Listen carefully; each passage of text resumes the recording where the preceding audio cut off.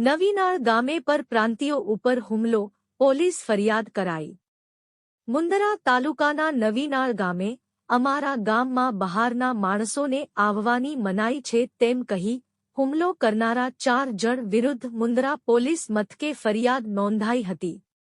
પોલીસે આપેલી વિગતો મુજબ નવીનાળમાં જૂની પ્રાથમિક શાળા પાસે આવેલા વડના ઝાડની બાજુમાં આરોપી ભીખુભા સોઢા, મેઘરાજ પઢિયાર તથા અન્ય 2 અજાણ્યા શખ્સોએ ફરિયાદી શબાબુલને અમારા ગામમાં બહારના માણસોને આવવાની મનાઈ છે તેમ કહી ફરિયાદી શબાબુલ અનીશ મલિક તથા મિત્ર શાહરૂખને મારવા સાથે જાનથી મારી નાખવાની ધમકી આપી હતી। આ મામલે મુંદરા પોલીસે ગુનો નોંધી આગળની તપાસ હાથ ધરી છે। શિરાજ મલેક, ન્યૂઝ 11 ગુજરાત, મુંદરા, કચ્છ। નવીનાળમાં આ 1 મહિના અગાઉ પણ આ બનાવ બનેલો હતો। જુમાન શુક્રવારની જે નમાજ પડવા જે આપણા જે ભાઈઓ આવે છે, જે કંપનીમાં કામ કરતા હોય, પરપ્રાંતીય જે અહીંયા વસવાટ કરે છે આજુબાજુના ગામોમાં, એ નવીનાળ ગામે નમાજ પડવા આવે છે। એ અગાઉ પણ આવી રીતે મારપીટનો બનાવ બનેલો હતો। તે વખતે કોઈ ગામના અગ્રણીઓ એમ કીધું કે બીજી વાર આવો નહીં થાય। તેમ છતાં પણ આજે શુક્રવાર નમાજ પછી 4-5 જણાને ઢોરમાર મારવામાં આવેલ છે।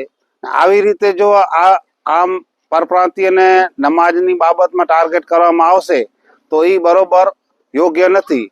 જો પોલીસ આવા તત્વો ઉપર કંટ્રોલ નહીં કરે તો કચ્છનો માહોલ પણ બગાડવાની કોશિશ થઈ રહી છે। અમે ભાઈચારાથી રહીએ છીએ ને રહેવા માટે માંગીએ છીએ, છતાં પણ આવા બનાવોને કોઈ સાંખી નહીં લે। એવો બનાવ બનેલો હતો। તે વખતે જે તે આગેવાનોની સમજાવટથી ફરિયાદ નથી થઈ, તેમ છતાં પણ એમણે આગેવાને જવાબદારી લીધી હતી કે આવી બીજી વાર બનાવ નહીં બને। એ લોકો એમ કહે છે કે અમને 4-5 જણાએ નમાજથી બહાર નીકળ્યા, 4-5 જણાએ બોલાચાલી વગર અમને ઢોરમાર મારેલ છે ને બીજી વાર ગામમાં નમાજ પડવા આવતા નહીં એવી ધમકી આપેલ છે। પોલીસે એવું વલણ અપનાવ્યું છે કે જે પહેલા બનાવ બન્યો તે વખતે અમને જાણ તમે કરી નથી, અમને જાણ કરી હોત તો આ બનાવ આગળ ન વધત।